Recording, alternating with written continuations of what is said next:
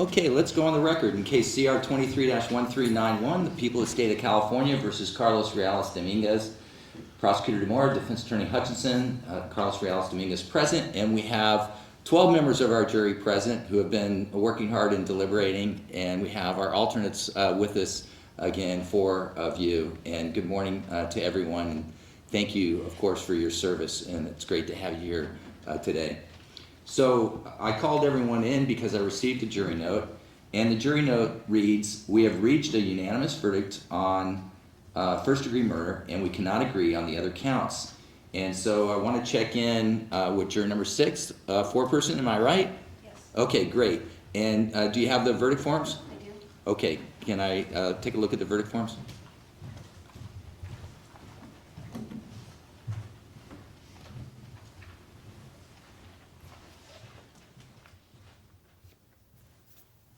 Okay, and then with respect to the other verdict forms that are unsigned, do you have those? They're in the jury room.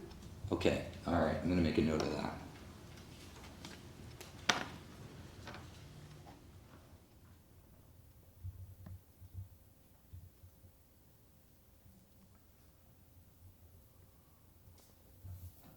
Okay, all right, so the verdict forms, counsel, are consistent with the jury note. And so I want to probe a little bit on where we're at this time. And so let me direct the foreperson and just summarize where we're at. I may have lost count of the exact number of days, but I think approximately 9 days of jury deliberation, parts of 9 days, across a period of 3 weeks, I believe it was. I believe that you had read back from all 3 doctors. You had read back from the defendant's testimony, if I remember right, and at least one or maybe other percipient witnesses. So you had the court reporter read back that I would consider fairly extensive. Okay, I know that you also had a few notes that came to the court and they were responded to. And if I was told that Judge Dyer met with you yesterday and gave additional instructions, I think he reread Karim 640, 220, and he offered a special instruction in addition to other comments that he made. So I know that we've gone through that extensive process. I mean, that is, extensive is the right word. It's a very diligent, hard work that this jury has done. So I'm mindful of that. The issue before the court is whether you are actually deadlocked or not. Okay, so I want to probe that. And let me check in with the foreperson then. So on the question of second-degree murder, okay, you were unable to reach a verdict. Is that correct? Correct. Okay. And I don't want to know what side, whether guilty or not guilty, but I do want to know the numerical split of the last vote, of how you left it. So there are 12 of you. For example, was it 6-6, 7-5, 11-1? What was your last vote on second-degree murder? It was 10-2. It was 10-2. Okay. And so let me ask you then, Madam Foreperson, whether you believe any effort at further deliberation could dislodge the disagreement and merit a unanimous verdict. Is there any additional deliberation that should be done here? No. Okay. And how long have you been at roughly a 10-2 split? About a week. About a week, right? Good. So that was a good question, and that gives us some context. Okay, great. All right, and I take it, and it's really important, I'm not probing the substance of your discussion, just more procedure. I take it then that you've spent the last week trying to figure out how the law and the facts apply and whether that disagreement can be overcome. Okay, all right. And it's, again, I want to ask one more time, then it's your belief, Madam Foreperson, that no additional deliberations is warranted. Correct. Okay, all right. So I want to check in. I'm going to ask each of the 12 of you that simple question. And I'll start over with juror number 1. I'll use numbers as we go through it. And the simple question is, do you need more time? Would it be helpful? Do you think you can overcome the differences? So Madam Foreperson's spoken for the 12 people, and now I'm going to poll you individually on whether you think that deadlock can be overcome. And so, juror number 1, what do you think? We're deadlocked. Okay, juror number 2? Yeah, we're deadlocked. Thank you. Juror number 3? Yeah, no. Thank you. Juror number 4 says no. 5 is definitive. 6 I heard from. 7? Okay. 8? No. Okay. 9? 10? 11? 12? Okay, that was definitive from each of you, and I really appreciate that that clarity in your answer. And when you're answering no, that means no additional time. Okay. All right, I think that's what I wanted to accomplish at this time. So, counsel, I'm prepared to take the verdict then, and I would then, I'm also willing to poll on the first degree count to ensure that that's their verdict, and I'm prepared to take that this time. Do you need to conference at all? No. Okay, all right. So I am going to announce the verdict then that I have. We, the jury, sworn to try the above entitled case, find the defendant, Carlos Reales Dominguez, charged with violation of section 187 subdivision A of the California Penal Code, to wit, first degree murder, David Breaux, and count 1 of the information, not guilty. I'll direct the clerk to record that verdict. Second verdict form I received. We, the jury, sworn to try the above entitled case, find the defendant Carlos Reales Dominguez charged with violation of section 187 subdivision A of the California Penal Code, to wit, first degree murder, Karim Najm, in count 2 of the information, not guilty. Okay. And then I indicated a second ago, I do want to poll you just as I did. I want to make sure that's your verdict. Did I read it accurately, Madam Foreperson? Yes. Thank you. Juror number 1, is that your verdict? Yes. Okay, and I'm as to both counts. Thank you. Juror number 2? Yes. Juror number 3? Yes. Juror number 4? Yes. Juror number 5? Yes. Juror number 6? Yes. Juror number 7? Yes. Thank you. Juror number 8? Yes. Juror number 9? Yes. Juror number 10? Yes. Juror number 11 says yes. Juror number 12? Yes. Okay, thank you. All right. Then as to the remaining counts, at this time, the court declares a mistrial. And as I indicated to counsel, then we will set a return on July 24th, 2025 at 1:30 in Department 14 for trial setting. Defendant will remain, no bail time is waived.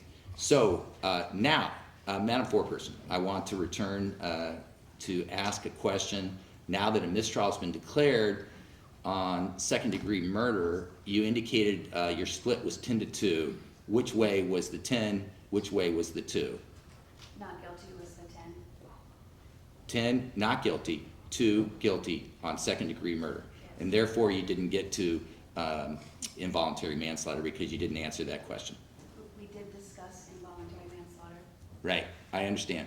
Okay, so perfect. Thank you for that information. Now, listen, Madam Clerk, we have a simple handout, right? Yeah. It might seem like a piece of paper to you, but the Judicial Council prepared this given the hard work that everyone did. I want to hand out the brochure if we could.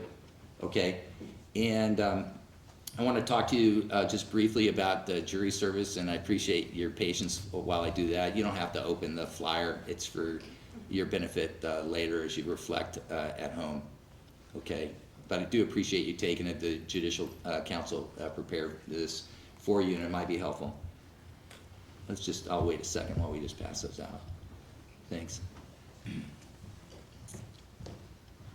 So now we're going to talk about the logistics of completing your jury service today. So in the brochure, it talks about coping techniques after serving on a jury. And I've just looked at this recently. I thought these were pretty good.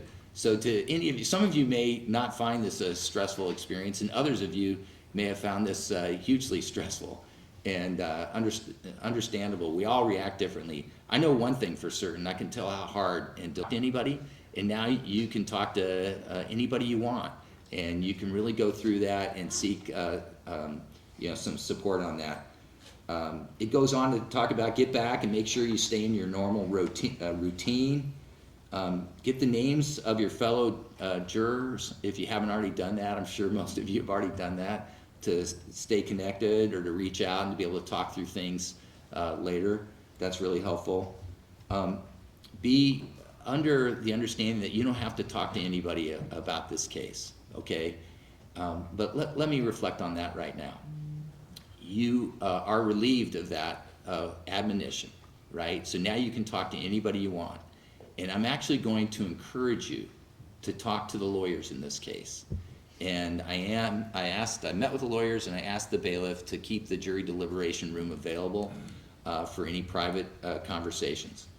But it may be that you don't have time today to talk either, and you may be kind enough and willing enough to give your phone number to the lawyer for a conversation later. Your ability to share your deliberations with the lawyers would be immensely helpful to them, okay? There may also be media people that want to talk to you. Your decision, it is your decision only whether you want to talk to somebody. So if you don't want to talk to anybody, you can just kindly say, no thanks, I'm going to take off, and that's it. If you do want to talk to somebody, if you are willing to do that, then it's at a time and a place and a circumstance that you agree to, okay? And if anyone pressures you or threatens you or anything like that, just contact the bailiff, contact jury services, and let them know, all right? It would be a violation of a court order for anyone to harass a juror or to force conversation with a juror that does not want to talk about this case, okay? So I want to reiterate that rule so you know. You can talk to anybody you want.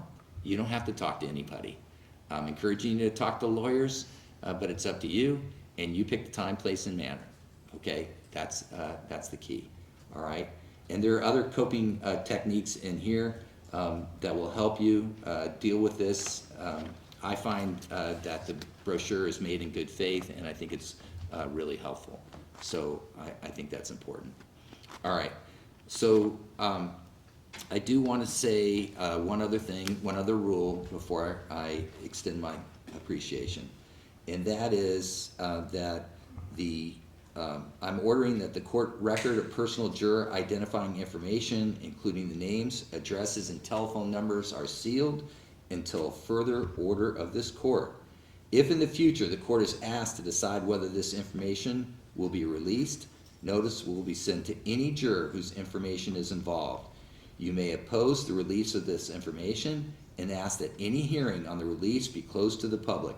The court will decide whether and under what conditions any information may be disclosed. Okay, so that's it. So the last thing I just want to say is it has been a great honor to work with all 16 of you. And you're going to take your badges off. Believe it or not, I'm going to use those in a future trial. You're going to leave your notes. You're not allowed to take your notes with you. The notes will be collected and destroyed. So obviously gather your personal belongings, of course, but we are going to keep all the notes, including the alternates and all that you did in the jury deliberation room. And so it's really important that a judge not comment on the substance of a jury verdict, neutral at all times. And so I'm not going to comment on the merits of a verdict or not, but what I will comment on is your commitment to justice. What a pleasure it's been to be with you over a long trial. This jury was focused the whole time. There were rampant note takers amongst you. There was a laser focus with your eyes and ears. I'm watching you at all times, and I was just absolutely amazed. The notes and questions that we got during deliberations were all smart, very clear, and we hope we helped you in our responses, okay? And remember that schedule and the timing and everyone being here focused and clear-minded. It was really remarkable, and you should all be very proud of your service. I'm proud of you. So with that, I want to say goodbye and thank you, and I hope you'll stick around and talk to the lawyers in the hallway, and we can give you some privacy as well. So enjoy your goodbyes to each other, and I'll see you next year for jury service. Thank you. Have a great day, folks. Counsel, thank you. We're off.